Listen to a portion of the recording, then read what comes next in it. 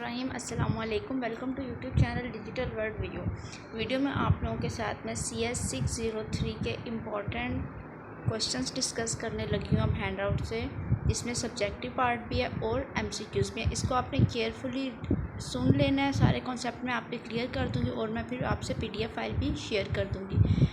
PDF file share करने के लिए मैं व्हाट्सएप ग्रुप को यूज़ करूँगी। आप लोग वो ग्रुप ज्वाइन करें, डिस्क्रिप्शन में लिंक गिवन है उस ग्रुप का।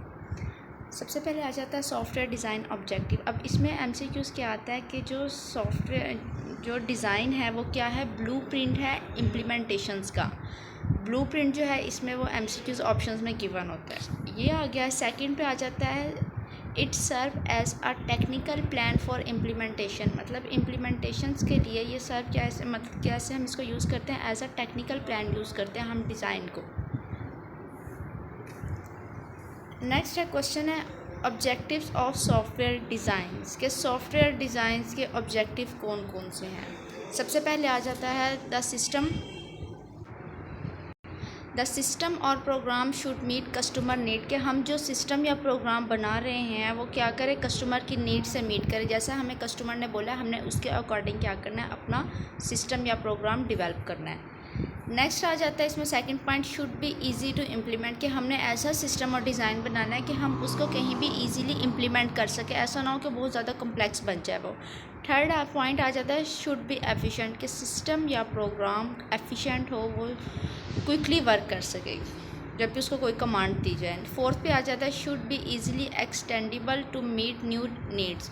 अब हमने क्या करना है, जब हम सिस्टम और डिज़ाइन कोई भी अपना सिस्टम या प्रोग्राम बना रहे हैं, हमारे पास जो कस्टमर ने रिक्वायरमेंट दे दी हैं उसके अकॉर्डिंग हमने क्या किया, उसको बना लिया है। लेकिन हमने इस तरह से उसके मॉड्यूल्स को, ऑब्जेक्ट्स को रखना है कि हम अगर इसमें कोई न्यू चीज़ ऐड करते हैं तो वो प्रीवियस को इफ़ेक्ट ना करे, वो ईज़िली उसमें ऐड हो जाए, हम उसको एक्सटेंड कर सके, उसमें कोई चेंज करना है, मॉडिफिकेशन करनी है, हम उसमें कुछ भी जो करना है हमने वो इजीली कर सके। एक कस्टमर की रिक्वायरमेंट के अकॉर्डिंग हमने अपना सिस्टम या प्रोग्राम क्रिएट कर लिया, डेवलप हो गया। अब कोई न्यू कस्टमर हमारे पास आया है, उसने सारी स्पेसिफिकेशंस हमें वही बताई हैं जो हमारे प्रीवियस कस्टमर ने हमें बताई थी, उसके अकॉर्डिंग हमने डिज़ाइन करके सिस्टम उस कस्टमर को दे दिया। अब क्या करना, न्यू कस्टमर की रिक्वायरमेंट्स प्रीवियस वाले से भी सेम है और उसमें एक दो चीज़ें उसने एक्स्ट्रा हमें बताते हैं कि आपने इसमें ये भी ऐड करनी है। तो हम क्या करेंगे, स्टार्ट से हम वो सॉफ्टवेयर या सिस्टम हम दोबारा कुछ भी नहीं बनाएंगे, हम क्या करेंगे प्रीवियस वाले में ही न्यू चीज़ें हम ऐड कर देंगे। तो इसमें क्या होगा कि हमारा जो सिस्टम होगा वो इजीली एक्सटेंडेबल होगा। हम उसको न्यू चीज़ें जब उसमें ऐड करेंगे तो वो न्यू रिक्वायरमेंट्स के साथ, नीड्स के साथ वो मीट हो जाए, फुलफ़िल कर दे उस चीज़ को। नेक्स्ट ये MCQs आता है। ये poorly design programs are difficult to understand and modify. अब पुअरली डिज़ाइन जो प्रोग्राम्स होते हैं वो कौन से होते हैं, जिसमें एक तो बहुत ज़्यादा कोड लेंथी हो जाता है, डिज़ाइन उसका प्रोग्राम्स बहुत ज़्यादा लेंथी हो जाते हैं, कोई चीज़ उसमें क्लियर नहीं हो रही होती। वो क्या होता है, उनको अंडरस्टैंड करना और मॉडिफाई करना डिफ़िकल्ट हो जाता है। अब इसमें क्या है, साइज़। जो सॉफ्टवेयर या प्रोग्राम हम बना रहे हैं किसी भी कस्टमर के लिए, उसमें उसका साइज़ बहुत ज़्यादा मैटर करता है। आपने चीज़ों को बहुत ज़्यादा कॉम्प्लेक्स नहीं करना। नेक्स्ट है question, how many types of complexity. Complexity की कितनी टाइप्स हैं, ये बहुत ज़्यादा पेपर में आ जाता है, शॉर्ट में भी आ जाता है। ये कि आपने जस्ट नेम्स लिखने होते हैं कॉम्प्लेक्सिटीज़ के, एसेंशियल और एक्सीडेंटल। और समटाइम क्वेश्चन इस तरह आ जाता है कि आपने इनकी डेफिनेशंस भी लिखनी होती हैं। सब्जेक्टिव में लॉन्ग शॉर्ट दोनों में आ जाता है और MCQs के पॉइंट ऑफ व्यू से भी आ जाता है कि कहते हैं कितनी टाइप ऑफ कॉम्प्लेक्सिटीज़ हैं, 2 हैं, 3 हैं, 4 हैं, और कॉम्प्लेक्सिटीज़ की डेफिनेशन लिखी हुई होती है और नीचे लिखा हुआ होता है कि ये कौन सी टाइप की कॉम्प्लेक्सिटी है। इजेंटियल कॉम्प्लेक्सिटीज़ ये कौन सी हैं, जो इनहेरिट होती हैं, किससे, प्रॉब्लम से इनहेरिट होती हैं। और दूसरी कौन सी है, एक्सीडेंटल या इंसिडेंटल। अब ये कौन सी हैं, जो आर्टिफैक्ट्स हैं किसका, सॉल्यूशंस का। डिज़ाइन आ जाता है MCQ जिसका, design is a antidote to complexity. मतलब कोई भी कॉम्प्लेक्सिटी आ गई है ना, हमने जब डिज़ाइन बनाना है, हमारे पास कोई ना कोई प्रॉब्लम अगर होगी तो हमने उसको सॉल्व करने के लिए डिज़ाइन बनाना है ना। तो ये क्या है, कॉम्प्लेक्सिटी का एंटीडोट क्या है, हमारे पास डिज़ाइन आ गया है। क्वेश्चन MCQs में आ जाता है। ये फार्मूला MCQs में पूछ लेते हैं कि आपने बताना होता है the total number of complexity in a software solution is. Total number of complexities किसमें, जिसमें दोनों टाइप्स उसकी प्लस में आ जाते हैं। डिफरेंट कॉम्प्लेक्सिटीज़ के नेम लिखे होते हैं, आपने कोई ये मतलब करेक्ट आंसर सेलेक्ट करना है इसमें।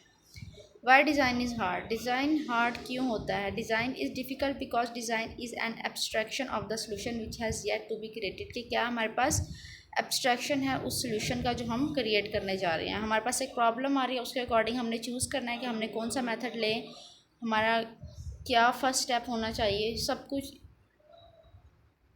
हमने फाइंड आउट करना होता है। नेक्स्ट है डिफ़िकल्टी विद डिज़ाइन। अब डिफ़िकल्टी विद डिज़ाइन में क्या जाता है? With problem. उससे पहले मैं आपको ये बता दूं कि एमसीक्यूज़ में एक और क्वेश्चन पूछा जाता है डिज़ाइन के बारे में।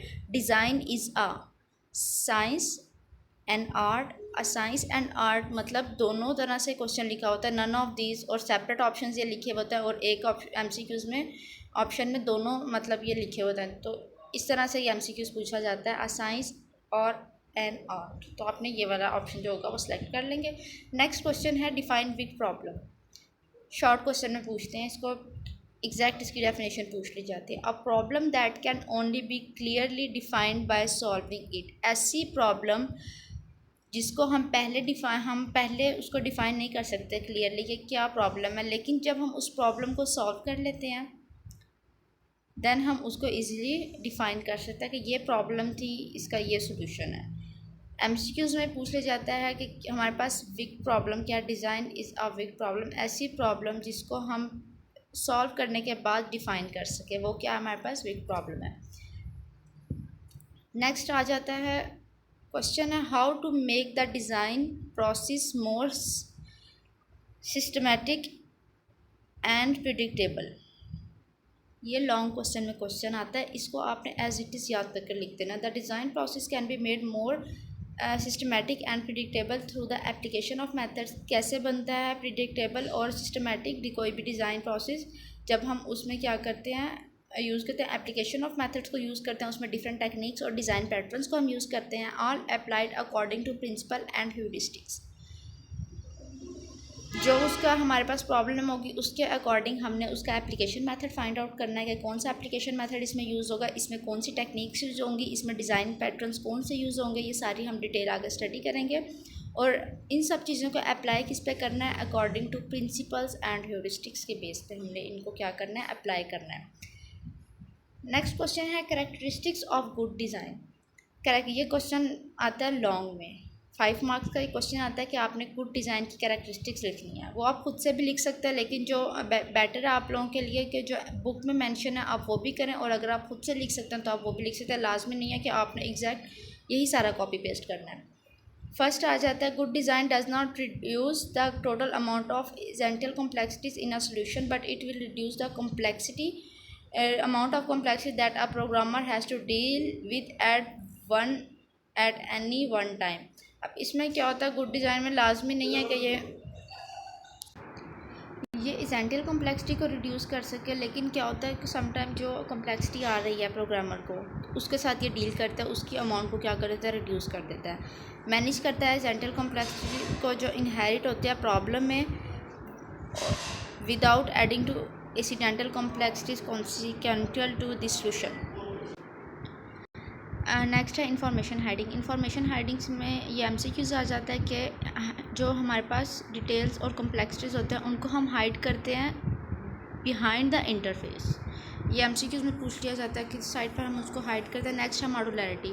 मॉडुलैरिटी क्या करता है कि जो हमारा सोल्यूशन होता है उसको ये स्मॉल ईजियर पार्ट्स पे डिवाइड कर देता है, जिसमें हमें क्या होता है कि अपने कंपोनेंट्स को हम इजीली मैनेज कर सकते हैं। नेक्स्ट टॉपिक नंबर 11 से आगे मैं आप लोगों से नेक्स्ट वीडियो में डिस्कस करूँगी। डिस्क्रिप्शन में व्हाट्सएप ग्रुप का लिंक है, आप वो ज्वाइन कर दें, यूट्यूब वीडियो को लाइक करें और चैनल को काइंडली सब्सक्राइब कर दीजिए। अल्लाह हाफिज़।